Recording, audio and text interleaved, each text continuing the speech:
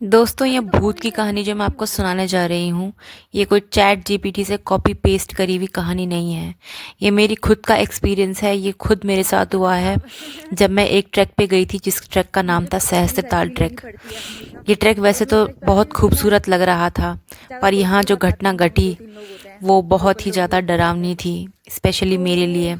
मुझे ऐसा पहली बार कुछ एक्सपीरियंस हुआ, तो ये स्टोरी मैं आज इस वीडियो के माध्यम से आप तक पहुंचाना चाहती हूँ।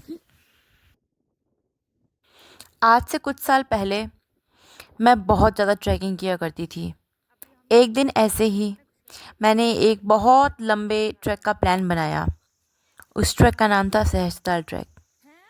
बहुत रिसर्च करने के बाद मुझे यह पता चला कि वो ट्रैक कंप्लीट करने में पूरे 10 दिन लग जाते हैं।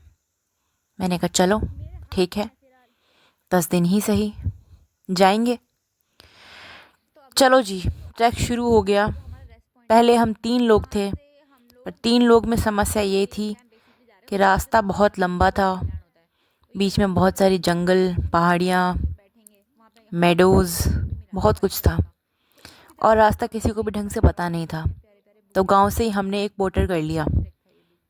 तो अब हम हो गए 4 लोग। 4 लोग हम सहस्त्रताल ट्रैक को के लिए हुए रवाना। शुरू शुरू में तो सब बहुत अच्छा था।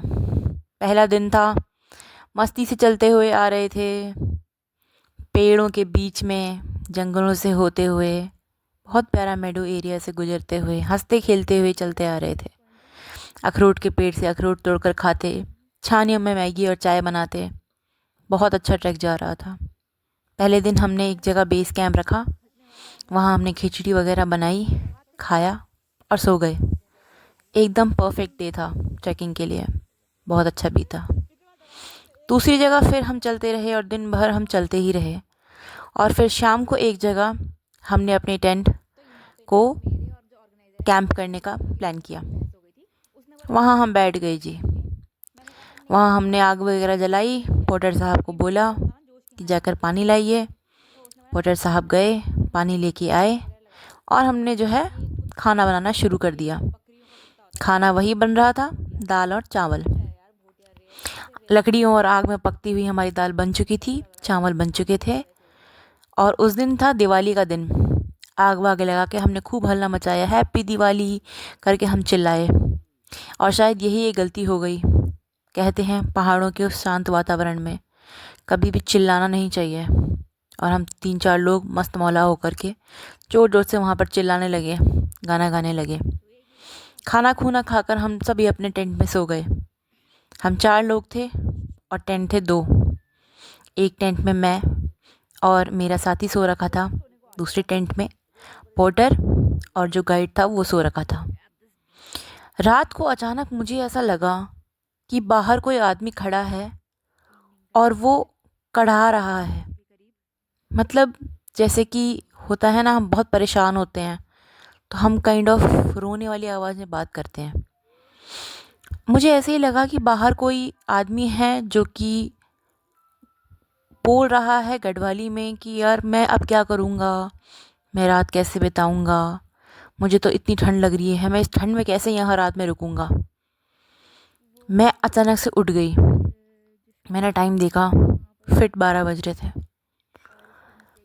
मैंने सोचा कि यार पोर्टर तो नहीं कहीं बाहर आ गया है, कहीं इन दोनों में लड़ाई हो गई हो और उसने बाहर निकाल दिया हो। मैं काफ़ी परेशान हो गई। उसके अगले ही पल आवाज़ ख़त्म हुई और ऐसा लगा जैसे कि टेंट के जस्ट बगल में कोई सो रहा है। बहुत तेज़ खर्राटों की आवाज़ सुनाई देने लगी मुझे।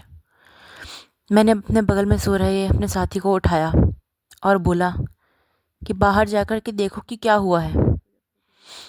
उससे बहुत डर लग गई, क्योंकि पहाड़ों में ऐसे रात को एकदम बाहर नहीं जाते। बहुत डरा वो, नहीं गया। हमने हल्ला मचाया, पोर्टर को और गाइड को उठाया। हमने कहा तुम ठीक हो? उन्होंने कहा हम ठीक हैं, हम सो रहे हैं। मैं सो गई। अगली सुबह मुझे कुछ अजीब सा महसूस हो रहा था। मेरे मन से एक आवाज़ आई कि मुझे यह ट्रैक यहीं ख़त्म कर देना चाहिए और अब आगे जाना सेफ़ नहीं है। मैंने उनको बोला कि मुझे अब ये ट्रैक नहीं करना, और एक्चुअल में किसी को भी वो ट्रैक नहीं करना था। एक अजीब सी नेगेटिव एनर्जी सी उस ट्रैक पर महसूस हो रही थी। एक अजीब सा दबाव, मन शांत नहीं था उस जगह पर। कुछ तो था उस जगह पर जो कि उतना पॉजिटिव नहीं लग रहा था। अगले दिन हम चले सुबह, और लगभग 10-12 घंटे चलने के बाद हम नीचे आ गए गाँव में। अब हैरानी की बात यह है कि मैंने उस इंसिडेंट के बारे में उन चारों में से किसी को नहीं बताया। एकदम विस्मृति सी हो गई, दिमाग से ही निकल गया कि ऐसा भी कुछ हुआ था और वहाँ डिस्कस किया जाए। वहाँ नीचे आने के बाद भी नहीं बताया, और बहुत 1 महीना बीत गया तब जा कर के मेरे दिमाग में ऐसा कुछ आया कि मुझे ये बात किसी को बतानी भी है। फिर मैंने ये बातें लोगों को बतानी शुरू करी। तो क्या था, क्या सच में मुझे किसी ने हर लिया था या हरने की कोशिश करी थी? क्योंकि उसके बाद जब मैंने पूछा तो मुझे पता चला कि नहीं, पोर्टर तो बाहर आया ही नहीं था। तो बाहर वो आवाज़ किसकी थी फिर? वो आवाज़ एक भूत की रही होगी जो मुझे बाहर आने के लिए ट्रिक कर रहा था, और अगर मैं बाहर आती तो पक्का मैं छल जाती।